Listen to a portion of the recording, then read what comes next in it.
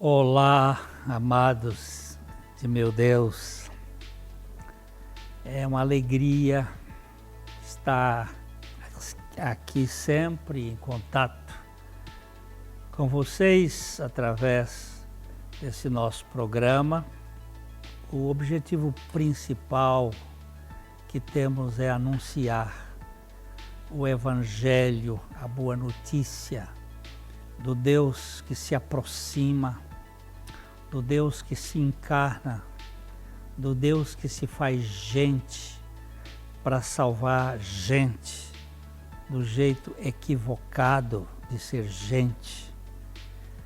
Esse Deus que se torna absolutamente bem próximo de nós e que por graça Ele vem habitar em nós e assim sermos, como a Bíblia mostra, casa, o templo, o santuário de Deus. Os likes estão aí na tela da sua TV, youtube.com/piblondrina1 e facebook.com/programa Café e Fé, tudo junto. Você mesmo pode ser um aliado nosso. Nós contamos com a sua participação efetiva, com a sua colaboração para que esse programa possa ter a sua sustentabilidade diante dos custos e ele se mantenha e possa ser bênçãos para pessoas que precisam conhecer um pouco do Evangelho. Nós contamos com as suas orações. É importante que você interceda por nós diante das lutas que enfrentamos na elaboração, na gravação dos programas. Nós temos dificuldades. E também divulgue para que outras pessoas possam conhecer o Evangelho das insondáveis riquezas de Cristo e ele possa atingir um público cada vez maior para a glória de Deus. Nós vamos ter uma parada aqui e já eu estarei voltando.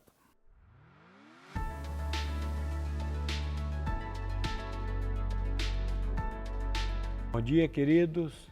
No devocional de hoje eu quero voltar a tratar sobre esse assunto, a graça de Deus, a salvação inteiramente pela graça de Deus.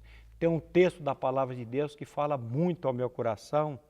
Nós encontramos esse texto em Tito, capítulo 3, a partir do versículo 3, o Espírito Santo, por meio do apóstolo Paulo, nos diz assim: pois nós também outrora éramos nécios, desobedientes, desgarrados, escravos de toda sorte de prazeres e de paixões, vivendo em malícia e inveja, odiosos e odiando-nos uns aos outros. Aqui Paulo parece que ele dá um panorama, ele dá aqui um veredito do ser humano. Ele mostra que nós somos tudo isso, nécios, desobedientes, desgarrados, indo atrás de uma sorte de prazeres e paixões, vivendo em inveja, em malícia, odiosos e odiando-nos uns aos outros. Que situação trágica e terrível. Mas no versículo 4 ele diz assim: quando, porém, se manifestou a benignidade de Deus, o nosso Salvador, e o seu amor para com todos, não por obra de justiça praticadas por nós, mas segundo a sua misericórdia, ele nos salvou mediante o lavar regenerador e renovador do Espírito Santo, que ele derramou sobre nós ricamente em Cristo Jesus, a fim de que, justificados por graça, nos tornemos herdeiros segundo a esperança da vida eterna. Primeiro ele mostra toda a malignidade do coração do homem.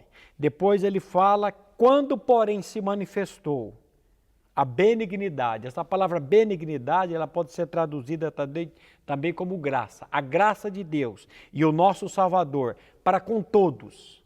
Coisa linda na Bíblia, que a Bíblia diz que Deus não faz acepção de pessoas. A salvação é para todos. Aí ele diz, não por obras de justiça praticadas por nós, mas, segundo a sua misericórdia, ele nos salvou, mediante o lavar regenerador e renovador do Espírito Santo que ele derramou sobre nós ricamente por meio de Cristo Jesus, a fim de que justificados por graça. Que coisa mais linda isso, meus queridos, meus amados, sabermos que nós somos justificados gratuitamente por meio da graça de Deus em Cristo Jesus.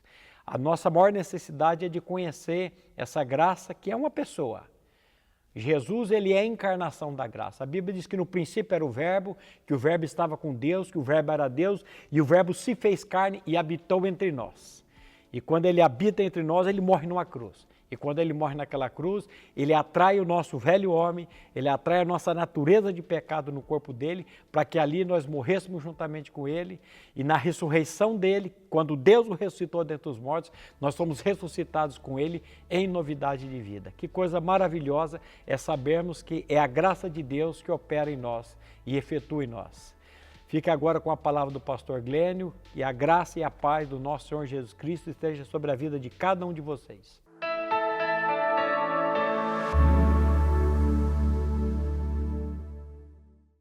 Ótica Higienópolis. Há 35 anos no mercado óptico de Londrina, sempre com novidades em produtos e tecnologia. Nossa equipe está preparada para dar uma verdadeira consultoria, facilitando a escolha de seus óculos para correção ou proteção solar. Ajuste de óculos personalizados, respeitando o conforto e anatomia do seu rosto. Ótica Higienópolis. Avenida Higienópolis, 346, em Londrina.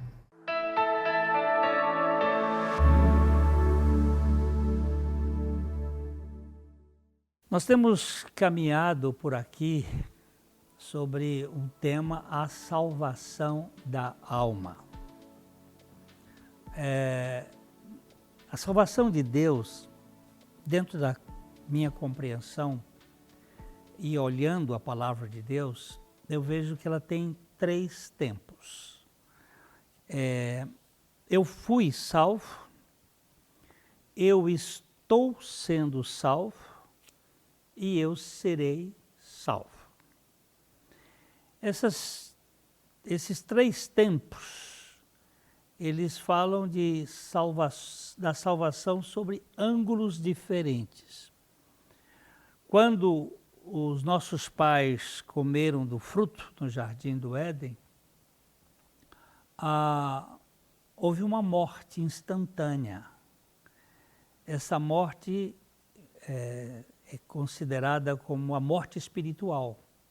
O espírito que estava no ser humano foi desconectado de Deus e nós passamos a viver através da vida biológica, da bios, do corpo, e da vida psicológica, da vida da alma.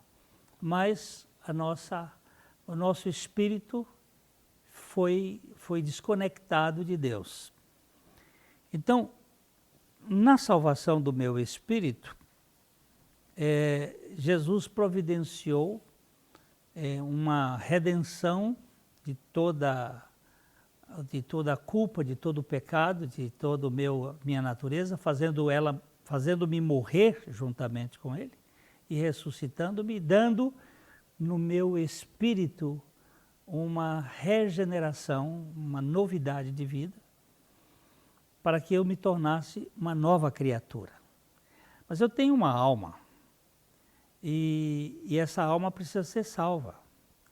A história da raça humana caída é uma história de uma alma cheia de ambições, de grandezas, é uma alma em que nós somos invadidos por esse sentimento que eu repito aqui, teomânico, o sentimento de querer ser como Deus.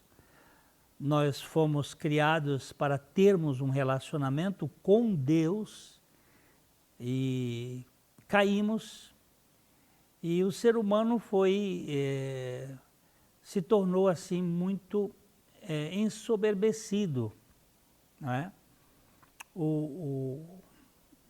A alma acabou vivendo numa posição de comando. Aquela tricotomia inicial, ela desapareceu e o homem passou a ter uma dicotomia onde a alma é quem governa. O espírito está morto espiritualmente, desconectado de Deus, e tem uma alma que tenta fazer as coisas como se fosse espiritual. O espírito foi separado do Criador e a alma atolada no corpo barrento, aspirando ao pódio em uma epopeia de divinização. Como Deus sereis, como Deus serei, e eu sou como Deus. Você vai ver isso dentro do processo da filosofia e do conhecimento religioso, as pessoas se tornando como deuses, né? O Deus que está dentro de mim. E aí nós começamos a fazer todo esse processo de endeusamento. Então Jesus se encarna nessa raça e vai até a cruz. O que ele foi fazer naquela cruz? Ele veio para desfazer o encantamento da cobra, anulando o poder sutil da morte. A cobra, a serpente, é uma figura muito significativa dentro do processo revelador, em que ela sibilou uma ideia de como Deus sereis. E como Deus sereis é o veneno que está dentro da alma de cada um ser humano que nasce nesse mundo. E Jesus foi para a cruz com a finalidade de crucificar ou pisar na cabeça da serpente, crucificar essa natureza arrogante. E em seguida, da sua tumba, a tumba escancarada, a tumba de boca aberta, ele vem dar vida ao espírito morto. E habitando nele por meio do Espírito Santo, nesse espírito vivificado, nós somos transformados para viver uma vida com mais significado espiritual. Com esta vivificação espiritual, a Trindade inicia na história a salvação de um povo que foi projetado por ela na eternidade para ter um relacionamento real, significativo, um relacionamento vivo com Deus. Alguém já disse que a graça está especialmente associada com os homens em seus pecados, e a misericórdia está geralmente associada com os homens em sua miséria. Tanto a graça quanto a misericórdia são dois atributos divinos que estão operando para a salvação das nossas vidas. A graça é Deus dando a nós aquilo que nós não merecemos. E a misericórdia é Deus não nos dando aquilo que nós merecemos.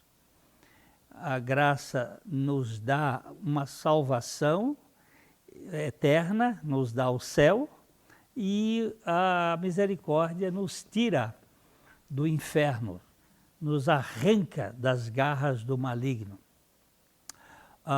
Santo Agostinho, ele procura trazer luz a este quadro trágico, dizendo que a graça de Deus não encontra homens aptos para a salvação, mas ela torna-os aptos a recebê-la, a receber graciosamente. Nós somos aí tocados pela graça para chegar ao descanso da obra que Deus tem para nós. O apóstolo Paulo vê esta fase assim: vocês, porém, não estão na carne, mas no Espírito, se de fato o Espírito de Deus habita em vocês. E se alguém não tem o Espírito de Cristo, esse tal não é dele. Ele está falando isso em Romanos capítulo 8, verso 9.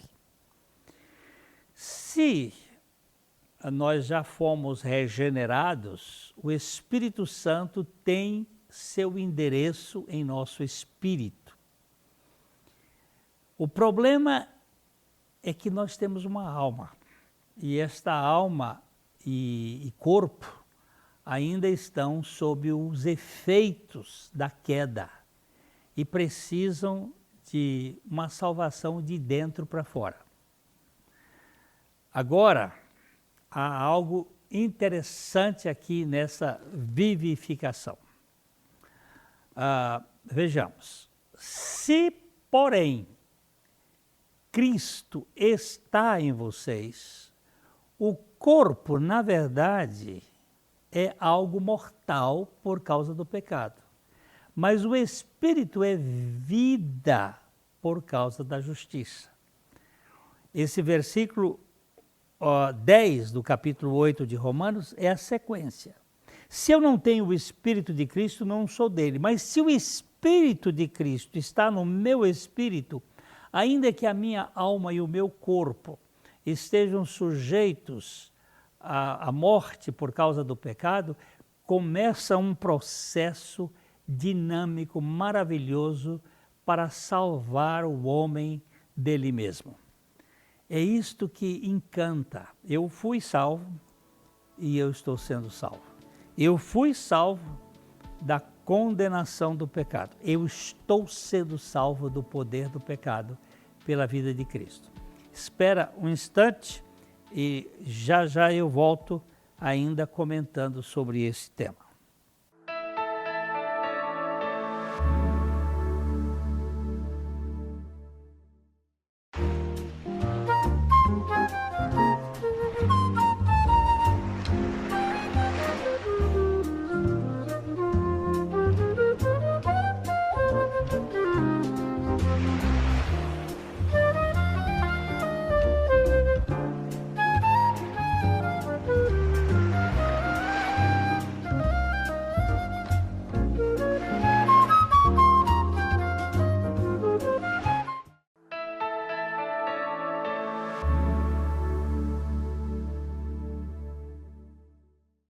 Então, a alma, ela é a governanta, o corpo, que é o vaso de barro onde a alma encontra-se, eles ambos estão sob o domínio do pecado e da morte.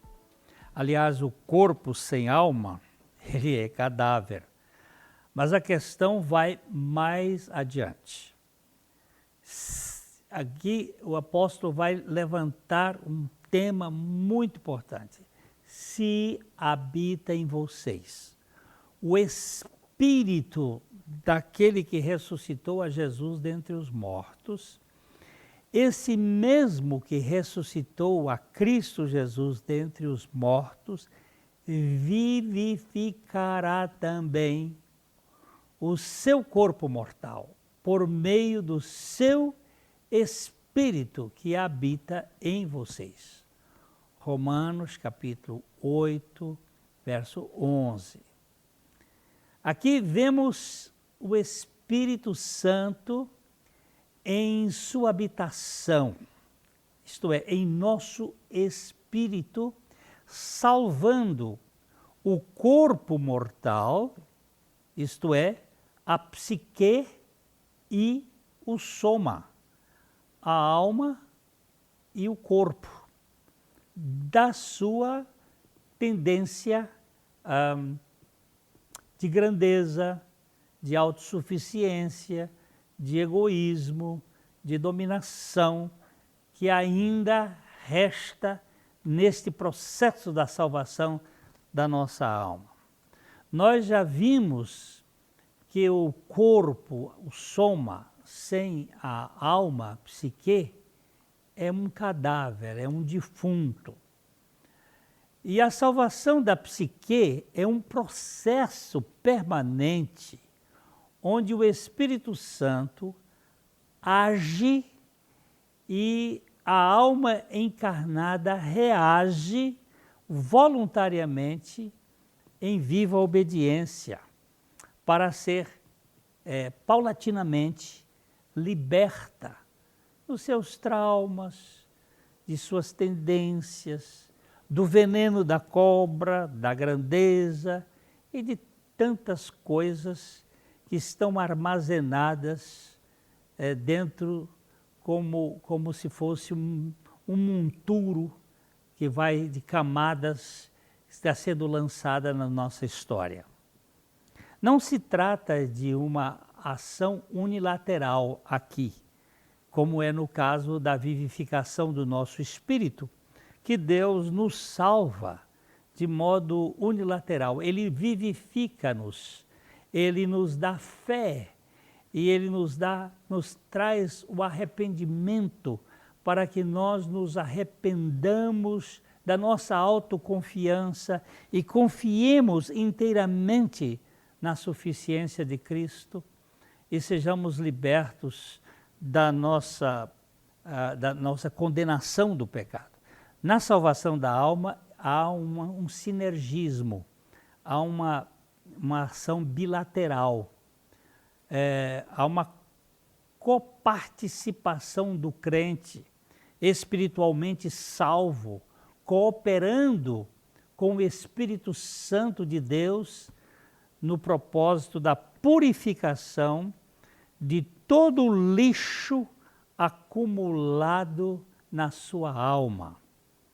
Esse lixo, ele vem tanto do Éden, como da genética humana, como da congênese, do período da gravidez, como do ambiente, desde que a criança nasça, ou tenha nascido, até uma certa idade, ela vai recebendo uma série de traumas e de experiências que marcam a sua vida e que ela precisa ser libertada da sua memória, das suas lembranças, do seu passado, através da obra de Cristo e da sua vida interior.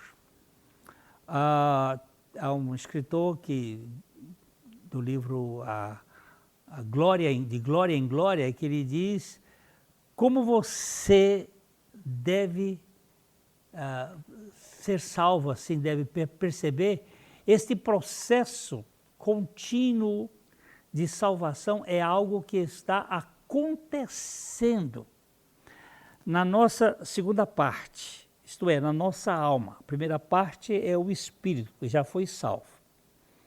Quando nascemos de novo, nossa primeira parte, isto é, o nosso espírito, ele é salvo.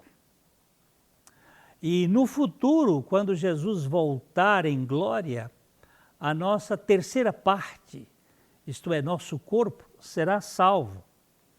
Mas hoje, Deus está fazendo um trabalho contínuo em nossa segunda parte, a nossa alma. Está sendo um processo salvador da nossa alma e da sua história, das suas dores, dos seus traumas. E esta etapa é sinérgica, ela é coparticipativa, isto é, Deus e o crente trabalham juntos. Nós podemos ver como esse processo se desenvolve adequadamente na vida cristã, nesta versão das Escrituras que eu vou ler aqui. Portanto, meus irmãos, nós temos uma atribuição que é a de não vivermos de acordo com a nossa natureza humana caída. Por quê? Se vivermos de acordo com esta natureza, estaremos dominados pelos efeitos da morte. Mas, Se pelo Espírito Santo nós mortificarmos os efeitos pecaminosos, com toda certeza, viveremos espiritualmente sadios em Cristo. Este texto está em Romanos capítulo 8, versos 12 e 13. O plano de Deus é substituir pouco a pouco nossa vida terrena e corrupta por sua gloriosa vida eterna. É um processo salvador que vai nos enchendo da vida de Cristo. É a transformação pela renovação da nossa mentalidade através dessa mortificação do Espírito Santo. Isto é o que o termo a salvação da alma quer dizer.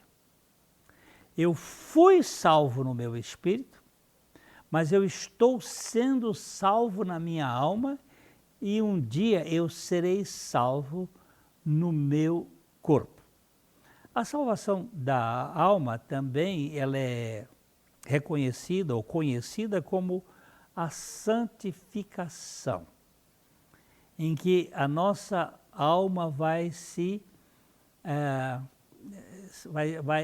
encharcando da vida de Cristo, vai tornando mais cheia da vida de Cristo e vai sendo liberta de todas as suas lembranças. Há um hino que diz: qual ave que buscando os céus o mundo deixa os seus troféus. Minha alma vem a ti, Senhor, para conhecer teu terno amor. Minha alma vem a ti, Senhor. Há um anseio da alma em conhecer e experimentar das grandezas de Deus. E ele continua dizendo: divino amor, sublime amor, dos grandes temas é o maior. Minha alma quer fruir, quer gozar de Cristo, o tão sublime amor. É isto que vai fazer com que a nossa alma seja salva. Jesus salvou o nosso espírito da condenação do pecado, fazendo-nos morrer na cruz com Ele e dando-nos a sua vida na ressurreição. Jesus está salvando a nossa alma do poder do pecado, vivendo em nós a sua vida e através de nós. E Jesus salvará o nosso corpo do poder do pecado, quando Ele vier buscar o seu povo e der a esse povo um corpo glorificado. Pense nisso, querido. Isso é a grandeza da salvação. Que Deus abençoe ricamente a sua vida e que nós possamos nos encontrar num outro dia aqui, nesse nosso programa, olha, de coração para coração. Até lá.